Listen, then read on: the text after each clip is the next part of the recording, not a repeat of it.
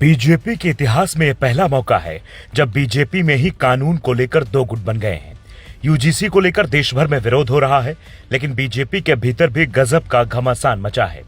लखनऊ से लेकर दिल्ली तक पार्टी छोड़ने वालों का सिलसिला बढ़ता जा रहा है। देश के अलग अलग राज्यों के लोग सड़कों पर विरोध के लिए खड़े होने लगे हैं। सोशल मीडिया पर पिछले 48 घंटे में सबसे ज्यादा बात यूसीजी कानून पर हो रही है। विरोध की यह हवा लहर में बदले उससे पहले मोदी सरकार की नींद टूट गई है। मोदी शाह से गलती हुई या तैयारी थी। बीजेपी को कॉर्पोरेट पार्टी कहा जाता है, यानी जिस कंपनी के पास मैनेजर भी है और सीए भी है।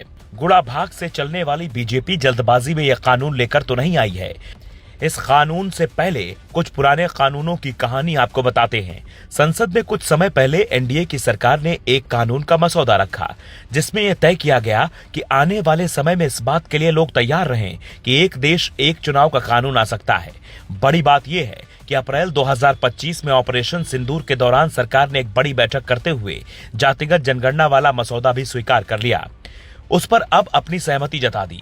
अब इसका मतलब यह है कि जिस पिछड़ी और दलित जातियों के साथ विपक्ष दिल्ली की कुर्सी का सपना देख रहा था, उस सपने के असली खिलाड़ी बन गए हैं मोदी शाह। इसलिए विपक्ष न इस कानून को निगल पा रहा है, न उगल पा रहा है। बीजेपी का इतिहास है कि वो शहरी वोट और जनरल कैटेगरी के वोट से ही सत्ता के शिखर तक पहुंची है। आज उसी शहरी और जनरल कैटेगरी पर मौका देखकर भारी चोट कर दी है। क्या बीजेपी में जनरल कैटेगरी के नेता मचाने वाले हैं हड़कंप?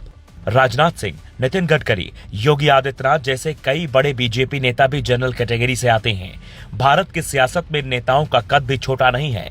सोशल मीडिया पर बीजेपी के कई बड़े नेताओं के पार्टी से अलग होने की खबरें आने लगी हैं, लेकिन पार्टी और सरकार में बड़े पदों पर बैठे नेताओं ने अपनी जुबान नहीं खोली है।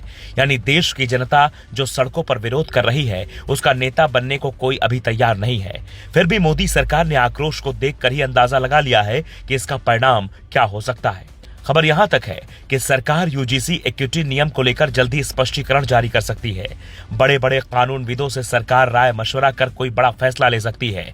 सरकार ने solicitor general of India Tushar Mehta से भी राय मांगी है, ताकि सोशल मीडिया का आक्रोश सड़कों पर ज्यादा न दिखाई दे।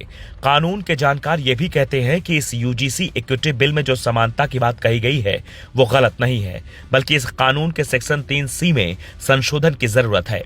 सुप्रीम कोर्ट में इसी सेक्शन को चैलेंज किया गया है। याचिकाकर्ताओं ने मांग की है।